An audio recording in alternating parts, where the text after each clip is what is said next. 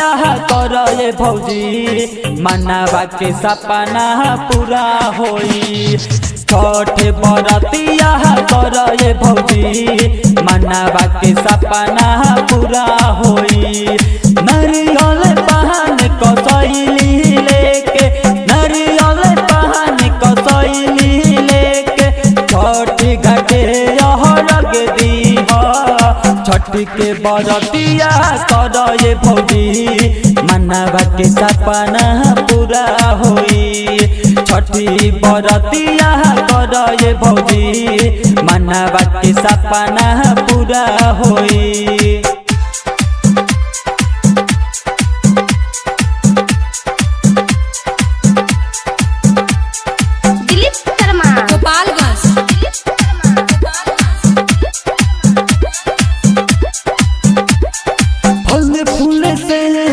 भरली दौरिया फेकुओ बना तो दिहतू बीचे गनवा सुन ये भौजी कोसिया तू भर लिहतू कोसिया तू भर लिहतू कोसिया तू भर लिहतू। फल फूल से भरली दौरिया फेकुओ बना तू लिहतू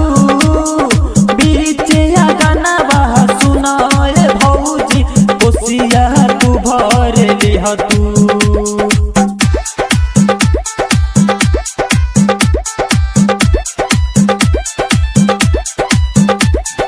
रात भर छठी घाटे जगबू भौजी मनवा के सपना पूरा होई।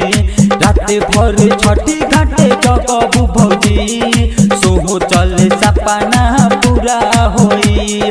नरियल पहन कसैली लेके नरियल पहन कसैली लेके छठी घाटे पूजन करी छठ के बरतिया कर ये भौजी मनवा के सपना पूरा होई।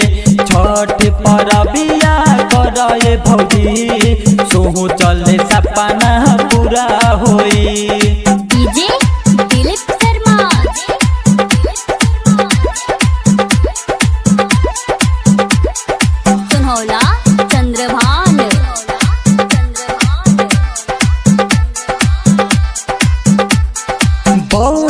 शीतल बयरिया देहिया कांपे लागे छठ परबिया से बढ़ के कवनो पूजा ना होके कवनो पूजा ना होके कवनो पूजा ना होके। बोहे शीतल बयरिया देहिया कांपे लागे परबिया से बढ़ के कवनो पूजा ना होके।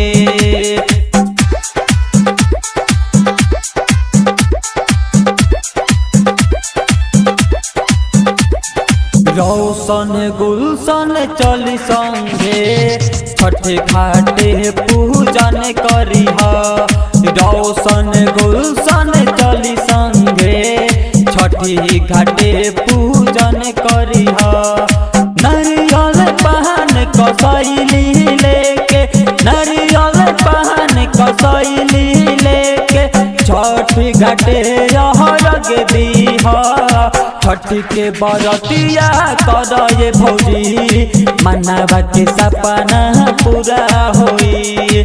छठी बरतिया कर ये भौजी मनवा के सपना पूरा होई।